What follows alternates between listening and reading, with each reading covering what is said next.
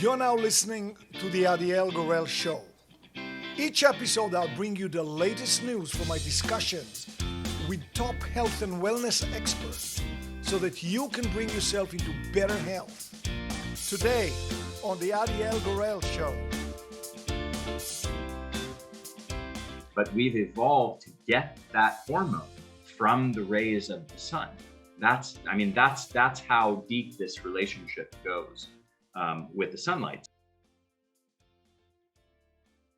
Hi, everyone. It's a joy to have you on the show. Today, I feel very fortunate. We are in for a very special treat, in my opinion. And this is an expert who I've been following, reading his books. I feel very blessed to have Ari Whitten here with us. So just by way of a background, Ari Whitten is the founder of the Energy Blueprint. He's an energy and fatigue specialist who focuses on taking an evidence-based approach to energy enhancement and nutrition, exercise, and natural health experts. And he's the #1 best-selling author, I think, in a couple of books. He has been studying nutrition and holistic health for over two decades. He has a bachelor's of science from San Diego State University in kinesiology with specialization in fitness, nutrition, and health. He also has a background in exercise physiology and fitness and holds 2 advanced certifications from the National Academy of Sports Medicine as a corrective exercise specialist and performance enhancement specialist. In addition, he recently completed the 3-year of coursework for his PhD in clinical psychology. Ari, you're really, an education which rounds out all aspects, nutrition, fitness, and psychology of his approach to optimal health. Ari is a tireless researcher who has obsessively devoted the last 20 years of his life to the pursuit of being on the cutting edge of the science on health and energy enhancement. In 2020, the Mindshare Wellness community voted him the top health influencer of 2020. We are here today to interview Ari on his book, Red Light Therapy, but would also like to know about his energy blueprint work. And actually, I suspect that our viewers are going to ask forcefully for us to bring him again because he's such a wealth of great information. So Ari, hi, and thank you very much for being here today. Thank you so much for having me, Adiel. And we share similar names, by the way. My full name is Ariel. Yours is Adiel. There you go. 1 letter off. Exactly. And we're gonna merge on this letter. Okay. So listen, I came across your name the first time out. I have an interesting experience when I read books. I look at it, I read it, I see what's in it, but something kind of draws me to it, almost an intuitive feel. And when it does, I get the book. So the first book of yours that I got was Red Light Therapy. And I have to say, I read it probably about 3 years ago. I was completely blown away. I could tell that you are very much research oriented and into the real details and the science, which I absolutely loved because it's my background. I was blown away. You said it in such a great way. What if there was a pill that you could, take and it would make you healthier? I was blown away. But just like with everything else, the law of the universe says you read something, you're fascinated by it, and then you proceed to do absolutely nothing with it. You know that one, right? So that was my case, and read it again about a year later, and I said, oh my God, this is just too much. And then finally I read it, I said, I gotta talk to him. So if you can give us the journey that led you to writing Red Light Therapy. Yeah, well, I've been a health geek through and through since I was a little kid. This is my big passion in life. And even if I made no money off of it, I'd probably spend 10 hours a day doing health science stuff and reading about it just for my own personal interests and obsession. started off with exercise and nutrition stuff, fat loss, muscle building, typical teenage boy stuff. But as I got deeper and deeper into it, I started exploring lots of fringe stuff and one of my and doing all kinds of crazy experiments that a teenage and 20 something year old obsessed kid might do. A lot of stupid stuff, a lot of stuff I wouldn't recommend to other people. But one of the big things that I became extremely passionate about and just fascinated by was the idea that light has an impact on human biology. Because it's so counter to kind of our paradigm of light that we all grow up in. Nobody thinks that light has any effect on their biology. People think, well, light is, I turn on a light switch so I can see things. And then, light is the absence of darkness. It just light's there so I can see stuff. And maybe if they go a little bit deeper than that, maybe they know that, oh, well, the sun gives me vitamin D. And, we need to get sunlight because of vitamin D, but, people think, well, maybe I'll just pop my vitamin D pills because that's a replacement for sunshine. Well, if you think about it, what is that vitamin D? What's going on there? Well, it's quite fascinating. You have part of the spectrum of sunlight, which is the ultraviolet spectrum, UVB in particular. Those photons of light are hitting our skin and creating a chemical reaction that stimulates the production of a hormone. It's called vitamin D, but it's actually a hormone that ultimately regulates over 2,000 genes in our body. And if you really consider that, you go, wow, just this little part of the spectrum of the sun is doing all kinds of profound things in my body, from regulating my skeletal structure to my muscular health, to my brain health, to my immune function, to the regulation of my immune system to prevent me from getting autoimmune conditions, and so on and so forth. Many other facets of what vitamin D does for us. And then, you then consider maybe some people know a little bit deeper and they also know about circadian rhythm. And they know that this other part of the spectrum of the sun, blue light and to some extent green light, those photons enter our eyeballs and feed back through nerves. They're translated into electrical signals that feed back through nerves into a part of the brain called the suprachiasmatic nucleus that regulates our biological clock, our 24-hour rhythm, that regulates all kinds of different neurotransmitters and hormones that control our wakefulness or our sleepiness, our sleep and wake cycles, our energy levels, our mood, our physical performance, our brain performance, mental performance, and as well as hormones that impact on numerous things. So for example, thyroid hormone, testosterone, cortisol, melatonin, these are all critically important hormones to so many different facets of our health, disease prevention, as well as our quality of life. And it's light that's having a huge impact on that. So you start to realize, the way you grow up in the society is that the only thing that light does is, well, plants are sensitive to light, right? We know that plants, seek out the sun, and light's very important to help plants grow. But you start to realize, oh, light's also really important for humans to function. And what happens if they're placed in the wrong kinds of environments? What happens if they're placed in office environments where they're getting flickered light, that's fluorescent light, that's a spectrum of light that's totally unnatural and unlike the sun? And then you start to realize, oh, there's all these different consequences from that. You get eye strain, you get poor brain performance, you get mood disruption, you get cataract formation, you get all these consequences, increased skin cancer, right? So you start to see all these layers of how the body is responding to light.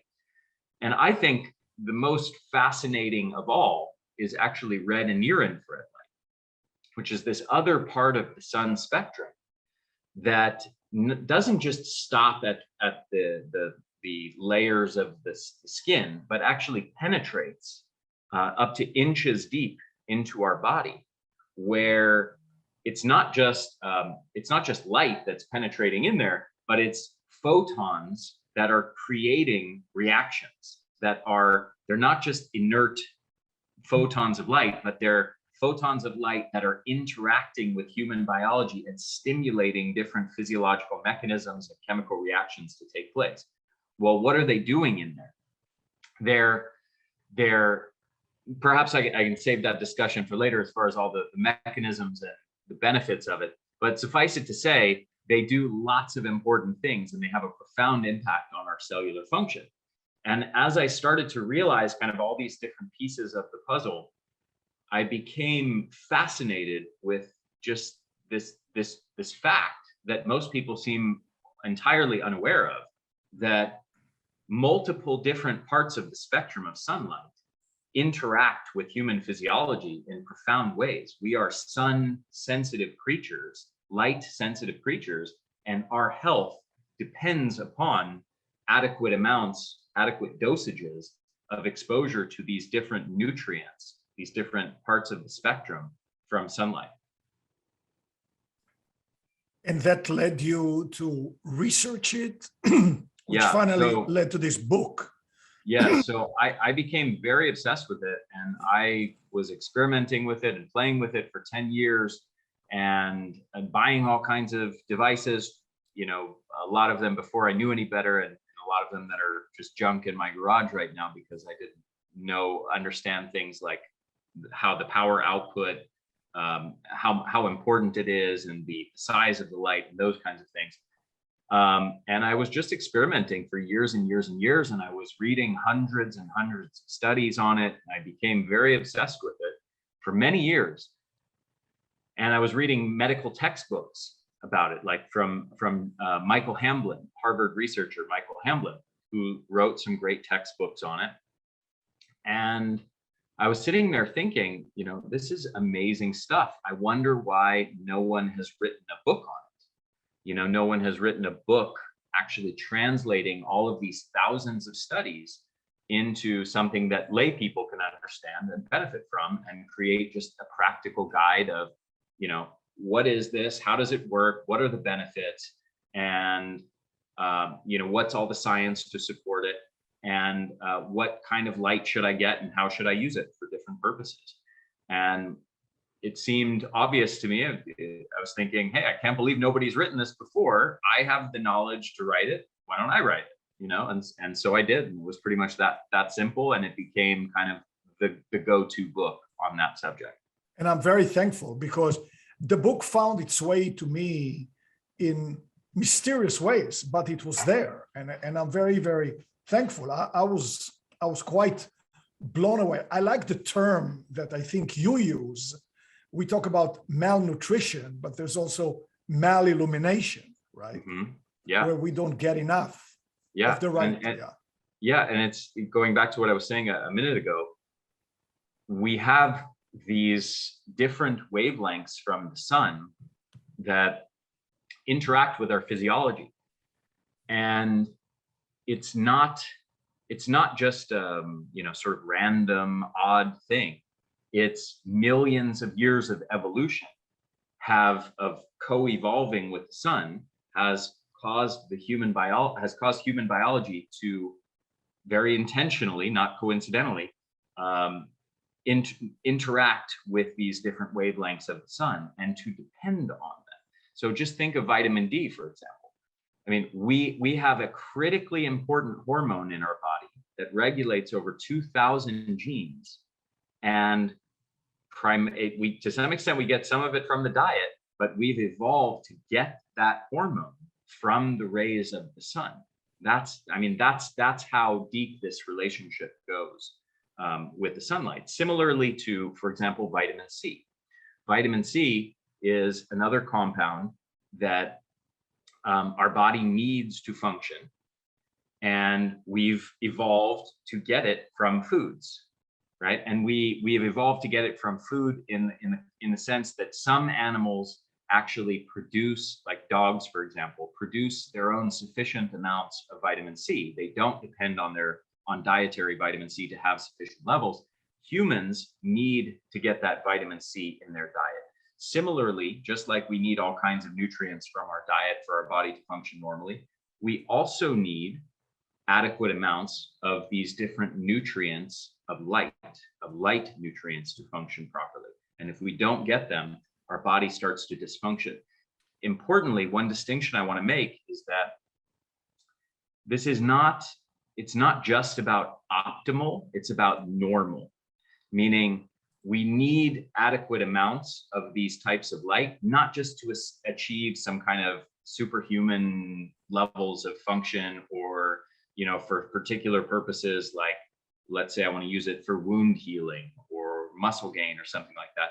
But we need adequate amounts of these types of light just for our cells to function normally. And the absence of that light on our body creates massive dysfunction. So this is I can feel it in a larger context even. It's very clear that we live in a symbiotic relationship with what there is, like the sun, like the earth. So there's a whole branch, and we'll have an interview on the show about you touch the earth with your feet and what happens then, or with your body and earthing. And of course, because we don't walk around mostly barefoot in the sun like we used to, now you need to get something that you can do in your home, an earthing sheet, a red light, a near infrared light. You see all these movies about people who live in space, in a space station for years and 10 years and 30 years. My God, they better get all of that stuff. I mean, there, because if not, and I heard, I don't know if it's true or not, but there was a misguided soul recently who said, oh, well, global warming, let me create a barrier, between the earth and the sun. And yeah. I mean, my God, not connected to real, life. It's just in any case, this is really, really true. And one of the things is, what about the eyes? Let's say that somebody has a panel, the way you describe it in your book, a strong panel, a strong enough panel with enough power, output. Should you look at it with your eyes? Some of the panels even come with little, protective goggles. What's the scoop there as you see it? Yeah. So this is an area that there's some degree of uncertainty, and there isn't a lot of research on it. Like, you can't point to any particular studies that have tested, modern red near infrared light LED panels and eye health over a prolonged period of time. So let me first say this: the reason that some of those panels come with blockers for the eyes, come with shades that cover your eyes, is not because there's some body of research showing that it's harmful to the eyes. It's actually just a function of the UV light industry more than anything. So we know that ultraviolet light in strong concentrations is quite damaging to the eyes. And so it's very important to block your eyes to prevent your eyes from getting a ton of especially isolated ultraviolet light. So when you go into a tanning bed, for example, you cover your eyes. And just purely out of precaution and out of that kind of the precedent of UV light, a lot of these companies started just giving eye blockers away and recommending to block the eyes, largely just out of the unknown of, hey, what if it is harmful to the eyes? And liability, So it's mostly just that precautionary tendencies, trying to protect themselves from being sued or anything like that. But the reality is that there's actually, if you look at that research, there's actually quite a few studies that have shown that there is benefits of red and near infrared light on eye health. And in fact, one recent one that came out maybe a year ago or less showing, that's probably the only one that I'm aware of that's really looked at eye health specifically, that has shown improvements in vision with use of red light on the eyes themselves. So suffice it to say, let me put it this way. I personally don't cover my eyes when I use red or near infrared light therapy. I'm not convinced that there's any significant reason to protect your eyes from that. Now, is it possible? Before I get there, actually, let me mention, just for contrast, bright light therapy for seasonal affective disorder. Okay, which is these are light panels that are primarily blue light that are emitted, that you're supposed to stare at. And the primary purpose of them is for that light to enter your eyes to set your circadian rhythm. And blue light, interestingly, is highly oxidative and has way higher potential to damage the eyes. And so as we are selling lights that are specifically designed for you to stare at them with your eyes open, that have this highly oxidative blue light that is linked with cataracts and so on, we are simultaneously saying, handing out eye blockers to red and near infrared light, which, if anything, have research to support that they have benefits for eye health. So, yeah, I mean, I think overall there's not a big concern there. If people want to cover their eyes, that's fine. Personally, I don't. Any light, any part of the light spectrum, if it's of high enough intensity, can cause eye damage. The answer is yes. So one example of this is lasers. Red light therapy and near infrared light therapy used to be done almost entirely in the context of lasers in clinicians' offices and physical therapy, doctors' clinics, and so on. That's changed now, and we've switched to LED panels. Lasers absolutely do have the potential to cause tissue damage and eye damage, 100%. So if you're using lasers, you absolutely do need to protect your eyes. But for what's called non-coherent light, non-laser light, which we have in the context of LED panels, as I said, I'm not convinced that there's any need to protect the eyes, and if anything, probably has a benefit to eye health. If somebody feels a little bit unsure, maybe a beginning compromise is not to cover your eyes, but to close your eyes. Yes. It's still going to penetrate. That's exactly right. So because the light penetrates through tissues, just putting your eyelid down, it will block something like probably 50% of the light, but you'll still see a lot of it will get through. And so if you want to just decrease the intensity of it, that's a good way of doing it. And again, there is a distinction here, between the red and the near infrared, because you can turn on, some of those panels you can choose, so you can turn on just the red. So maybe that's not as, what do you think about that?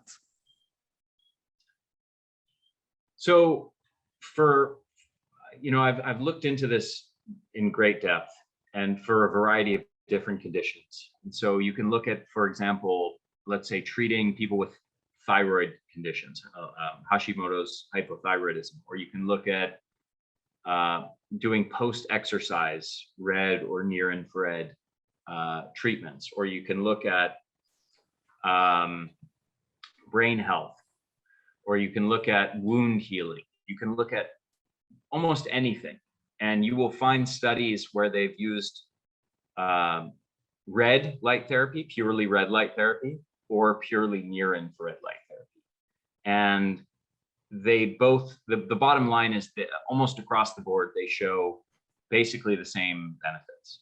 So they seem to act essentially through the same mechanisms at the cellular level. And there doesn't appear to be any major difference between the two. Now, there are a couple of distinctions worth making when it comes to this. One is that near infrared light is invisible, whereas red light is visible. And there's some implications around that, which we can talk about. The more important distinction is that near infrared light penetrates a bit deeper, perhaps something like 30% more deeply into tissues. And for treating any kind of deep tissue, it would make sense that near infrared is likely to be superior to red light. On the other hand, treating surface level tissues, it may be the case that since red light, more of the red light photons get absorbed in those surface tissues, as opposed to penetrating deeper, like for skin treatments, for skin anti-aging and collagen production, perhaps the red light would have an advantage in that context. The one other thing where I'll say this really matters, which is very much related to what I was just saying about tissue penetration, is that when it comes to penetrating through bone and delivering light to tissues on the other side of bone, which is relevant to brain health in particular, given that we've got a skull protecting our brain. If we want to deliver light to the brain tissue itself, we have to get it through that skull bone. And it is very difficult to get light photons through bone tissue. And in that context, there is actually a study that has tested red versus near infrared light, the ability to penetrate through bone. And near infrared showed a very much higher levels of light penetrating through the bone. So for brain health in particular, it seems like near infrared is the way to go. Outside of that context, it doesn't seem to matter much, but you could definitely make a case for near infrared over red for any kind of deep tissues and vice versa. So, you mentioned the thyroid. So I know that, the FDA guidelines are not necessarily something that comes from a very deep knowledge, but just to mention, they do say they have a guidance not to apply infrared light. They don't say near or far, not to apply, infrared light over the thyroid gland, the ovaries, and the testicles. I mean, we need to talk about it, because if people are going to get a panel and they stand in front of it, they say, well, the panel is here, the panel is there. What do I do? So, I mean, let's talk about this, or at least what you think about it. Well, I think their recommendation is probably based on far infrared energy. And far infrared, like if people have heard of infrared saunas, that's using the far infrared part of the spectrum. And if any of this is confusing to people, near infrared, far infrared, red, all of these things, perhaps it would be helpful for you to just do a Google image search for the electromagnetic spectrum. And what you'll see is, on one end, things like X-rays and gamma rays, and on the other end of the spectrum, things like radio waves. And in between that is the part of the electromagnetic spectrum that is visible light. So visible light is the colors of light that we see. So when we look outside and we see a blue sky, that's blue wavelengths of light entering our eyes. There's blue light, there's green light, there's yellow light, right? The colors of the rainbow, orange, red, and so on. And the way that works is the blues, the ultraviolets, which are just outside the visible spectrum and then a bit inside the visible spectrum of light, what humans can see with our eyes. That's down in the 300, 400 range, 400 nanometer range. And then it goes up through the green, yellow, orange, red, and the red is up around 600 to 700 nanometers. And then as you get above that, you get into, again, the part of the electromagnetic spectrum that we can't see, that humans can't see with our eyes. Some animals can see it, or you can see it with night vision goggles, which is the near infrared part of the spectrum. And then you get into mid infrared and far infrared. Okay. So some of the mid infrareds and the far infrareds are heating to our body. So when those parts of the spectrum hit our body, they heat our tissues. And there is a danger, potentially, of I mean, if you have too strong of infrared and you heat tissues too much, you can absolutely cause tissue damage.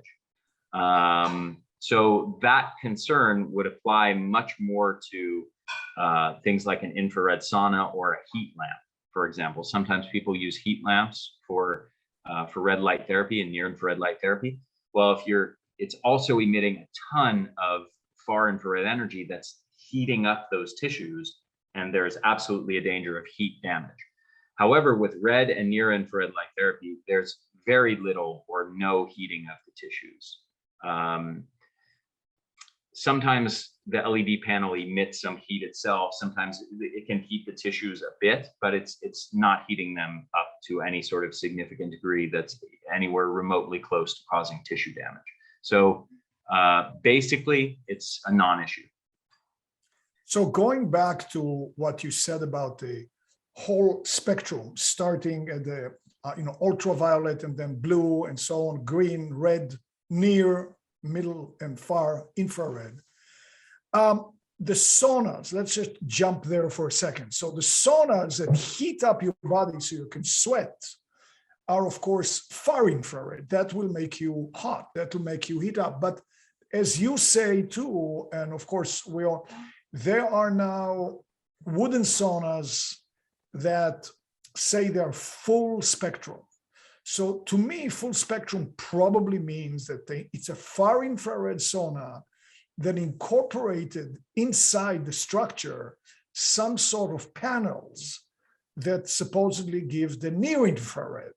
And I don't know if these are LED panels, but a question that I have is it possible that if you buy one of those full spectrum saunas, will the near infrared panel that's embedded probably in there be too far to have an effect?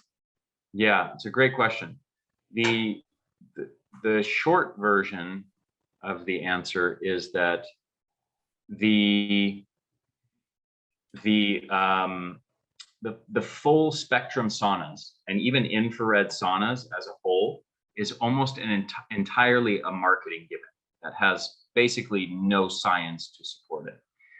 I'm not saying they're bad. I'm not saying they're harmful or anything like that, but there's a whole body of hundreds of studies around the benefits of sauna use. I'm a huge advocate of sauna use. The research on saunas is extremely impressive. Amazing benefits. So saunas are absolutely incredible, amazing health benefits. But something happened, I don't know, maybe 10, 15 years ago. We had the rise of these companies making infrared saunas, and then they created several ideas, several concepts that got out there in a big way, got into the minds of many millions of people that really didn't have any evidence to support them. One of those is that infrared saunas are superior to traditional saunas, which is false. There is no evidence to support that whatsoever. The second is that the infrared rays penetrate, deep down into our body and heat us up from the inside, which is also largely a myth. The infrared rays actually don't penetrate very deeply in the body at all. They stay mostly at the skin level or slightly below the skin, and they absorb into water, in those layers of tissue. So they're not penetrating inches deep. Like, for example, near infrared light or red light penetrates way deeper than far infrared does, and absorbs into the tissues differently. Far infrared absorbs into the water primarily. It gets absorbed by water and heats the water. Red and near infrared light don't.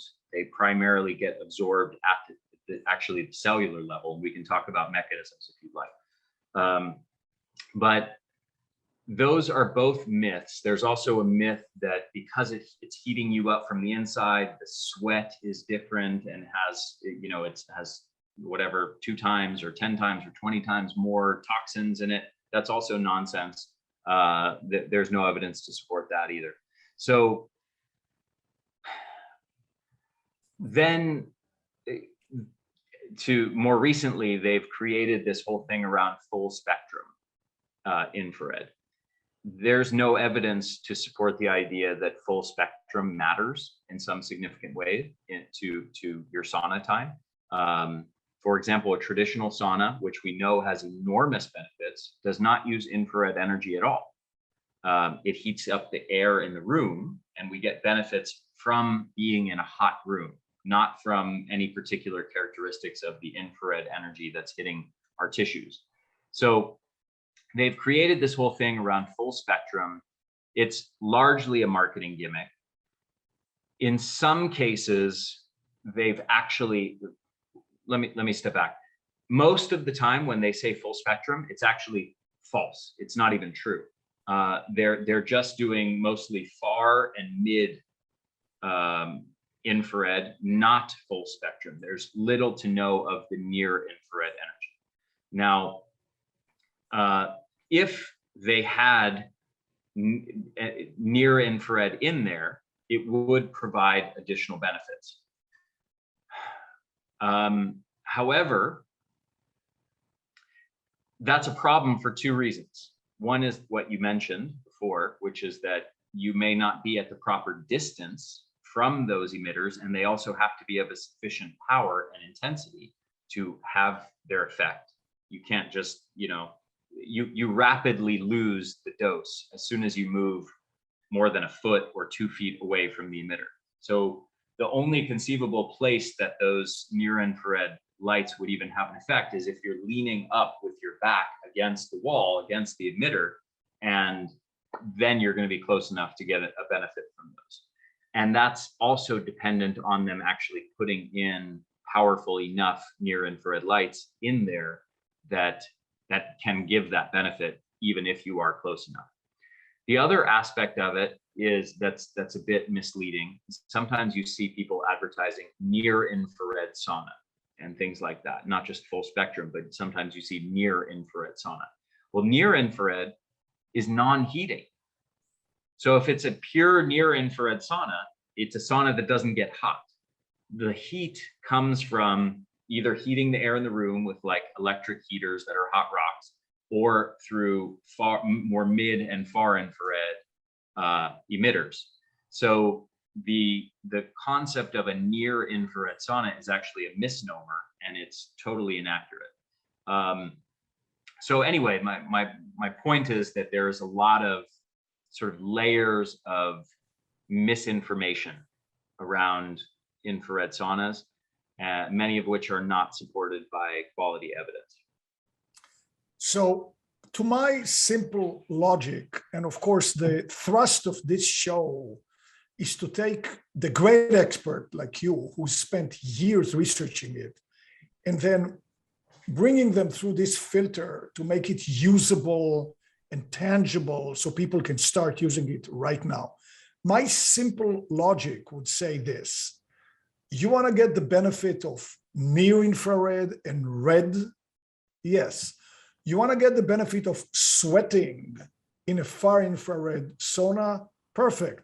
Why don't you get a panel that's red and infrared, and then you get a far infrared sauna? Why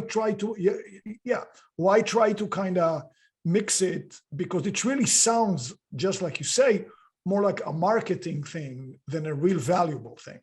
That's exactly what it is. And the other problem with saunas, with infrared saunas, is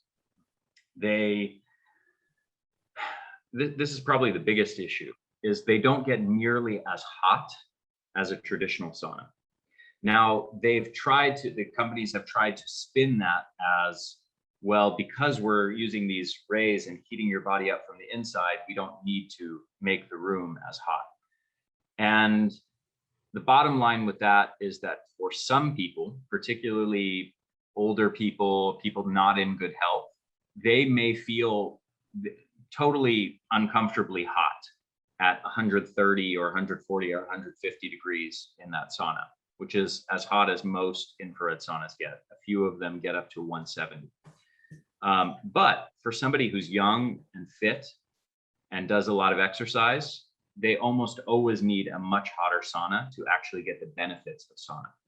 So I would actually say that for a younger, fitter, healthy person, it's almost always better to go with a traditional sauna, which doesn't have any type of infrared in it. It's just convection heating of the air in the room. And then you do your near infrared and red light therapy separate from that. With the panel. To the point of what you were saying. So it's not even necessary to get an infrared sauna in any way. And I'll say I personally use a traditional sauna because I found almost all infrared saunas just don't get hot enough for me to give me the proper heat that makes me uncomfortably hot, where I get to a point after 20, 30 minutes in there, 45 minutes, where I got to get out of here because I'm overwhelmingly hot. And that's where you need to get to in order to get the benefits of sauna. Some people, as I said, if you're older, you're unhealthier, some people can get there very easily with very low temperature saunas, and infrared saunas can actually be gentler and easier for people in that context. So I still recommend infrared saunas in that context. But that's how I break it down, depending on kind of your age and health status and fitness level. So just going to the sauna for a second, the way I see the far infrared sauna, if you have a couple of bucks to spend, they come in a convenient wooden box, and you can choose the small one, the medium one, the larger one. It comes there, you plop it in, it all works. How hard is it to get a conventional sauna into a home? And is it going to take more space? And what's the real difficulty, of setting it up? They do make them in similar sizes, maybe not one person sizes. Usually they're a bit bigger. So if you're tight on space, if you have an apartment or something like that, that may be a problem. On the other hand, if you have a backyard or a garage, the traditional saunas are often made to be outdoors, and they can withstand being outdoors, and they don't have basically like infrared saunas are generally made to be indoors. So it depends on context, but I would mainly break it down by what I said before, just about fitness level and age more than anything, and overall health status. And then from there, maybe living situation and whether you have a garage or a backyard or something factors into it. And obviously the amount of money that you can afford to spend. There aren't huge differences in prices. I mean, you could get a 2 or 4 person infrared sauna for several $1,000s, same for the traditional sauna. So depending on the brand, there can be big differences, but they're comparably priced. So again, sorry for sticking to the sauna. Again, I come from a place that I want to make it simple. Sure. And part of making it simple, I was wondering if I could ask you, and it's okay, you spend a lot of time on this. You have your own sauna at home. Is there a brand or a name or a couple of companies for people who want to get a regular sauna, not an infrared sauna? Yeah, there's a few companies. One's called Aleco, if I remember properly. There's a brand called Almost Heaven, and there's a couple other like European brands that I'm spacing on. But there's several good brands, and with the outdoor traditional saunas, or just traditional saunas, it's, I would say, much easier because they all kind of use the same heaters, the hot rock style heaters that heat the air in the room. And it's a pretty simple technology. It's not overwhelmingly complex. It just heats the air in the room. And so they all can be good. It's basically just a function of, it's good quality wood. Usually there's no glues involved or anything like that. So it's very easy. Now the indoor infrared saunas, you have to be much more cautious with what brand you get, because there really are huge differences in the quality of the brands and the types of wood used, and whether they're using low quality stuff with glues that can off gas, if they're using low quality emitters that don't emit good quality infrared energy or at the right dose, or don't heat up well enough. The brands I'd recommend for infrared saunas would be Sunlighten and Influence brand sauna. Influence gets up to 170 degrees, which is great. And I recommend it for that reason, because it gets quite a bit hotter than most brands of infrared saunas do. But they both make very good quality. And for outdoor saunas, I know there's one, I'm spacing on the name of the brand, that's recommended by some people. When I looked into it, it was really overpriced. It was 2 or 3 times more expensive than comparable brands. So I personally went with Almost Heaven. I would love to have reached out to Almost Heaven to do an affiliate partnership with them, but when I did, they didn't even have any. They didn't have any awareness of what that even means and how I could refer them business.